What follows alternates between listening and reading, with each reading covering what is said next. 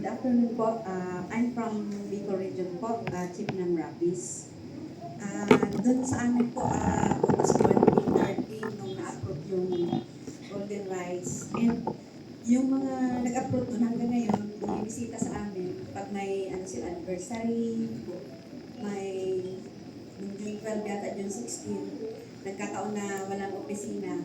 Pero hanggang ngayon talaga, yun pa rin yung paninindigan nila na yung mga GMO daw nakaka-contaminate ng ating mga local crops, ay local rice varieties specifically. Ano po ang maaaring isagot doon na Nanood siya doon sa yung kasi sasabihin natin na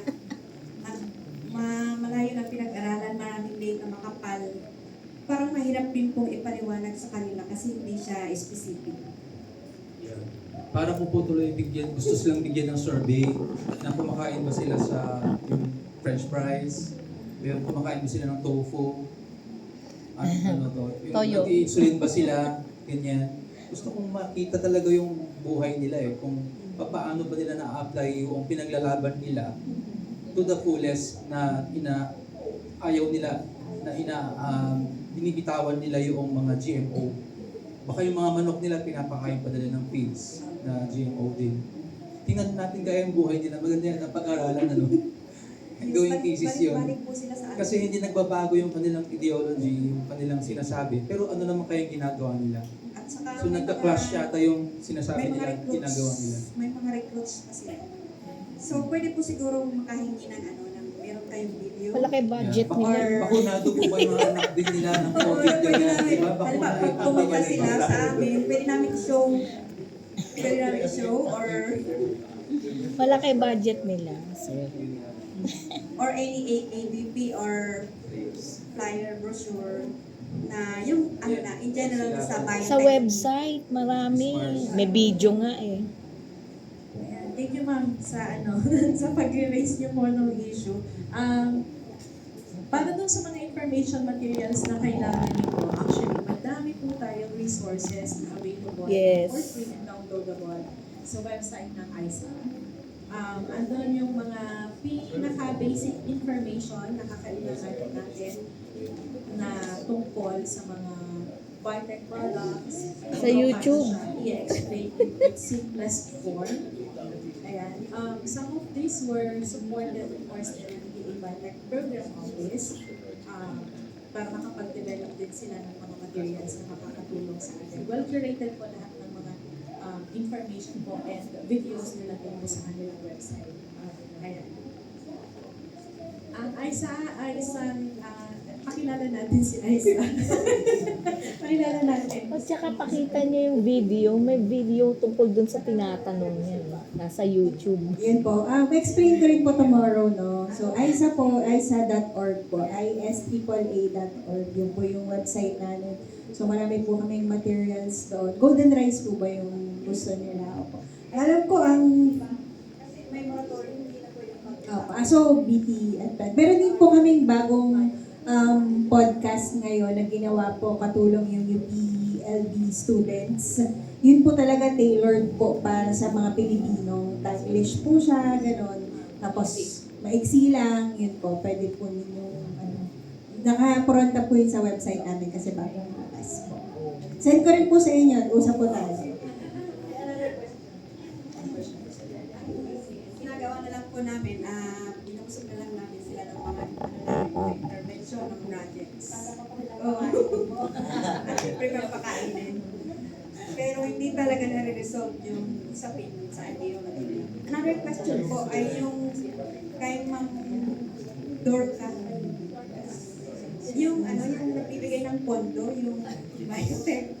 Pero anong mga studies, kagaya ba ng mga diniscuss, ng mga gene editing, or may ano pang ibang pwedeng bigyan ng pondo?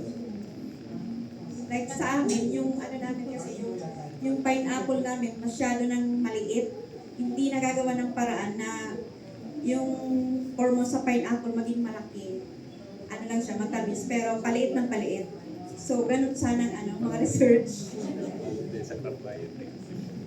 Salamat, ma'am. Malakihin ang pineapple. So yung PA Biotech Program Office ay pwede naman din talagang pagpondo ng gano'n. Depende kung may magpo-propose po ng ganong klaseng research agenda. So nakatingin ako kay Sir Ray, kasi siya sa DA Graphite Center. Pineapple and grass. And ayun ay isa sa mga expert pa na yes, yung ibang variety. And yeah, kung possible lang naman sa grade.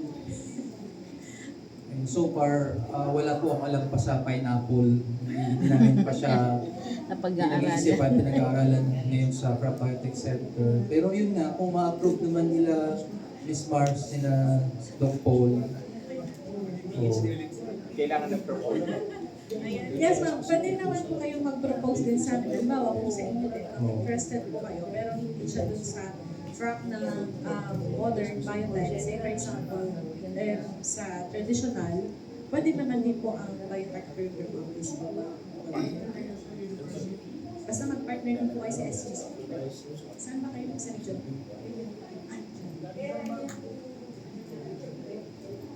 Sa under siya ng research division, at the same time yung aming research division ay organic agriculture program coordinator, kaya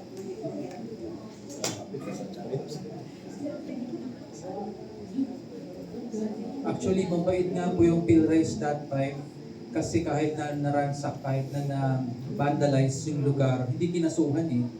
Pero yung sineselebrate pa pala nila yung ginawa nila. Buti nga walang naging criminal na record. No?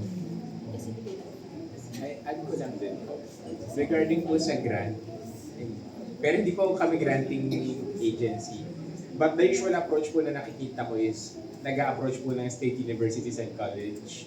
So, para makapag-develop ng capsule proposal, then wait for call for proposals. Pineapple should be a high priority kasi high value crop po siya. So, at least sa DOST po, alam ko, DOST Picard can support kasi hindi naman po rice eh. Alam ko rice yung medyo mahigpit yung Picard. So, if papasok siya doon sa research agenda ng DOST, pwede rin po tingnan. Kung papasok din po sa DA Bar, DA Biotech, okay din po. More entries, more chances of winning po siguro. May second question